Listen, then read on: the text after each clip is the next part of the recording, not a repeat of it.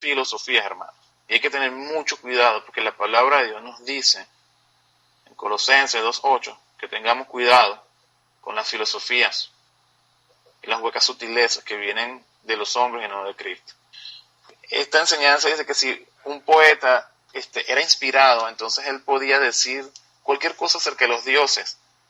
Recuerden, hermanos, que esta gente era politeísta y estos hombres podían hablar de los dioses y ellos daban una interpretación conforme al razonamiento filosófico del momento.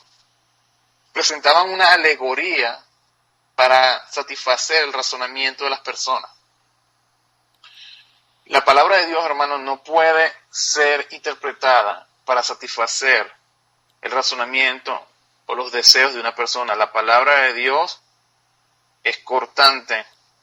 La palabra de Dios es lo que es y tiene una función. Y nosotros no podemos, hermanos, tomar la palabra de Dios y desvirtuar el sentido de lo que tenemos ahí. Este origen de esta manera, hermanos, de este tipo de interpretación, proviene de las filosofías griegas.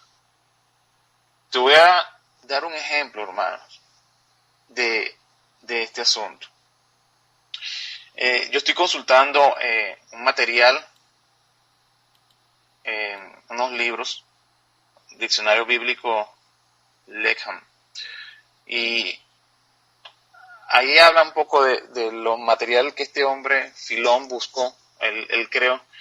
Por ejemplo, en el pasaje de la creación, este hombre, Filón, buscó comprender las plantas del jardín como virtudes diferentes, de las cuales el árbol de la vida era más grande, ya que representaba la piedad hacia Dios. Cuando nosotros leemos el relato, hermanos, de Génesis, y vemos que el Señor creó el jardín del Edén, y ahí estaba el huerto del Edén, y le dijo a Adán que puede comer, y le dio una instrucción, le dijo, mira, todas esas plantas son para que te alimentes, toma de sus frutos, pero no tomes de aquel árbol.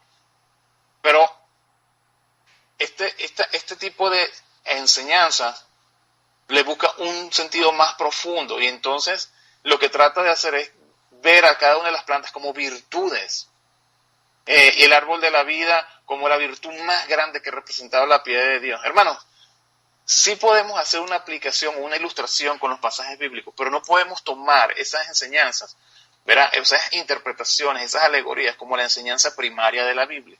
Ese es el punto que yo quiero traer acá. Hay algunos autores y personajes, hermanos, que promueven este tipo de enseñanzas hoy en día.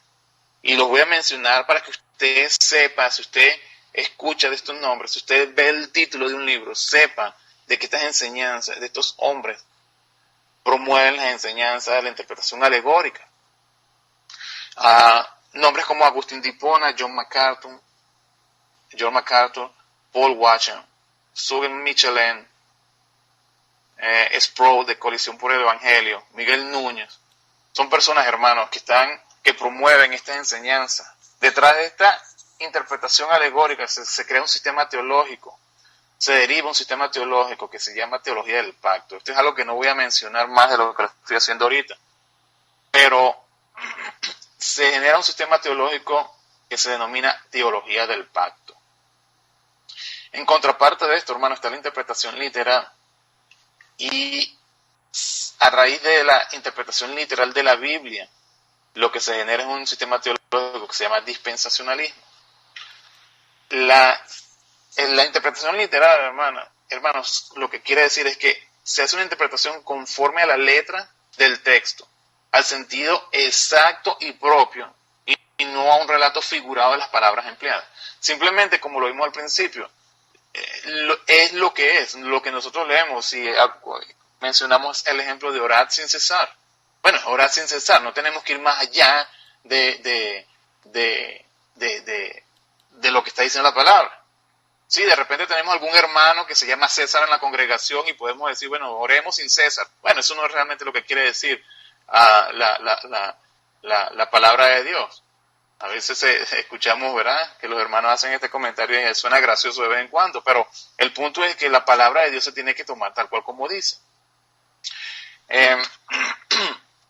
Hay algunas razones, hermanos, para entender en contraparte de la interpretación alegórica, tomar la interpretación literal de la palabra de Dios.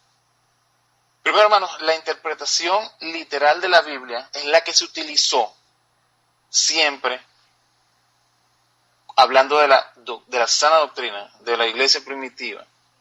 Sí se crearon estas doctrinas, estos sistemas de enseñanza que torcieron la interpretación de la palabra de Dios. Pero, por ejemplo, hermanos, si nosotros nos ponemos a ver el libro de la ley de Moisés, los detalles tan específicos de los que se hablan ahí, hermanos, no hay cabida por una interpretación alegórica si nos vamos a los tiempos bíblicos. Había todo un sistema eclesiástico que se derivaba de esas leyes. Esa ley se interpretaba de manera literal, cabalmente. Yo le voy a dar, hermanos, 3 razones para defender la interpretación literal de la palabra de Dios. Primero, estamos haciendo uso correcto del lenguaje que Dios mismo nos ha dado.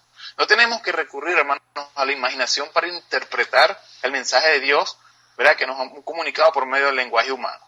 Dios nos dio un lenguaje, Dios nos habla por medio de la Biblia, a través del lenguaje. Nuestro lenguaje tiene unas reglas, vamos a aplicarle y vamos a entender la palabra de Dios como es. No tenemos que recurrir, hermano, a la imaginación para darle un sentido más profundo a la palabra de Dios.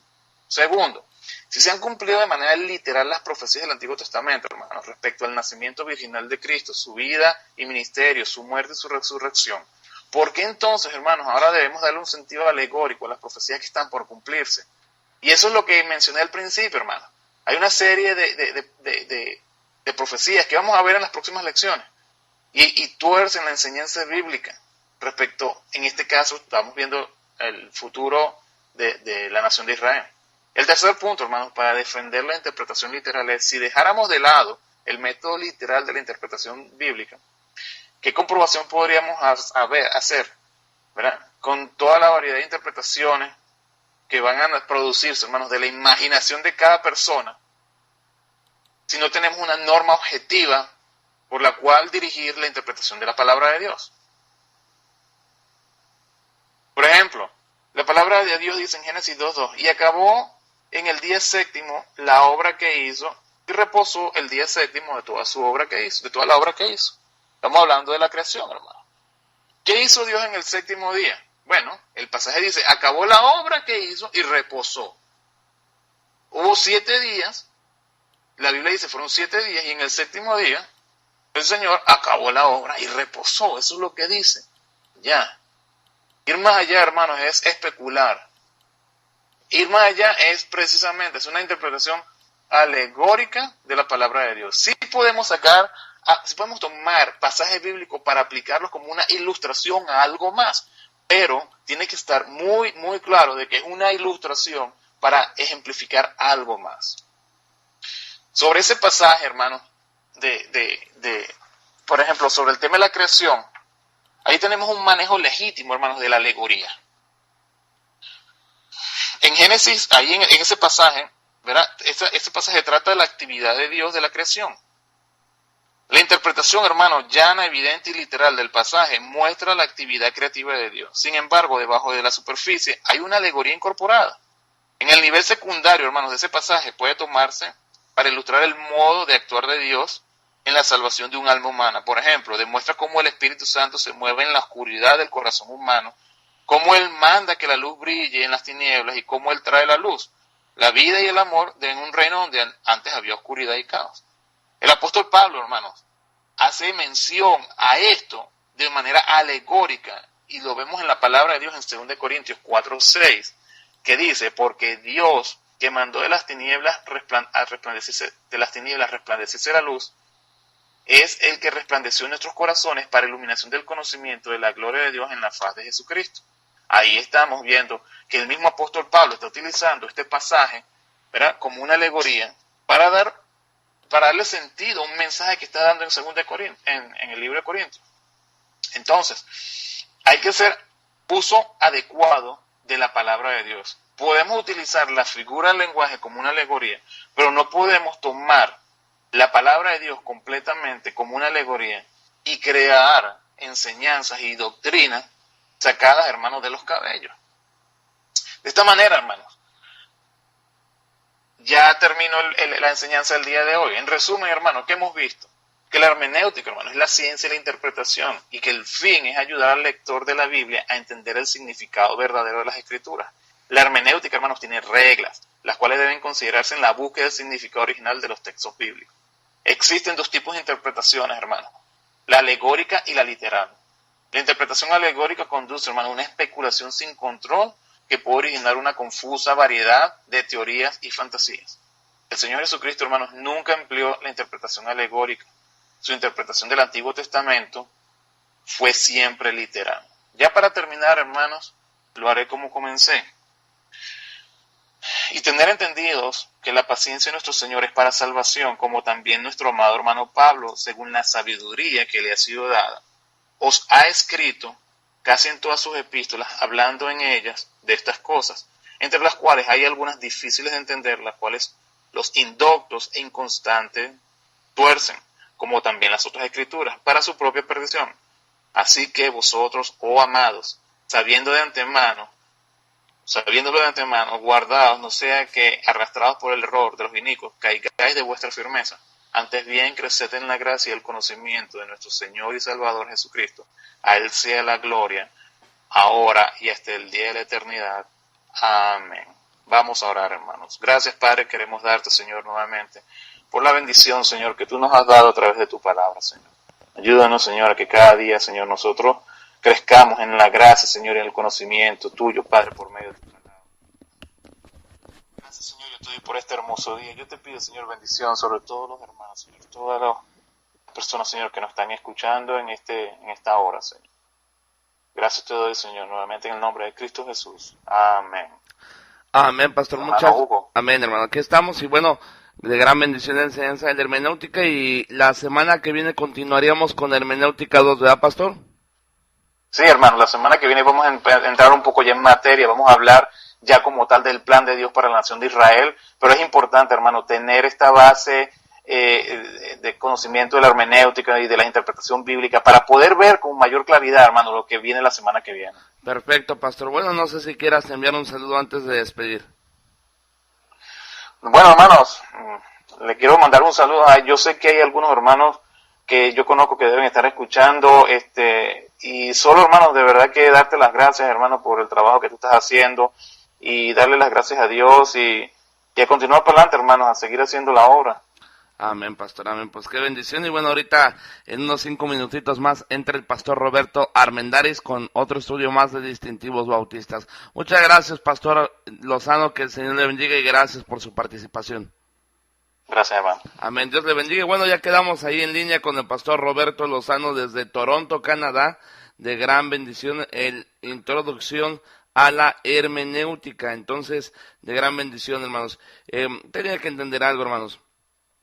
Dice la palabra de Dios: ten cuidado de ti mismo y de tu doctrina, pues haciendo esto no solamente te salvarás a ti mismo, sino también a los que te oyeren. Entonces, hoy en día la gente va en busca de emociones, va en busca de enseñanzas rimbombantes, estrafalarias, pero se les ha olvidado comer carne, hermanos. Y esto que acabamos de recibir, y por eso me gusta mucho la participación del amado Armendáriz y del amado Lozano.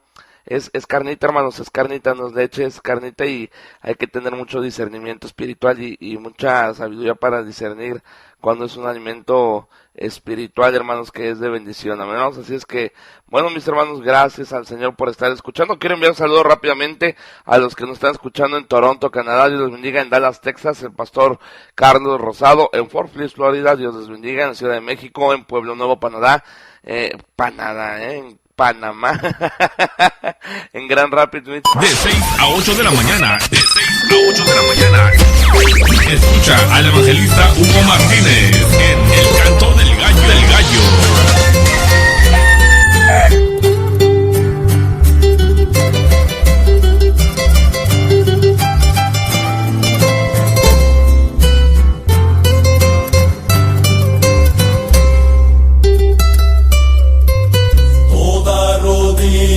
Se doblará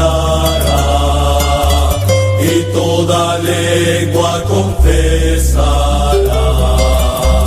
toda la tierra se postrará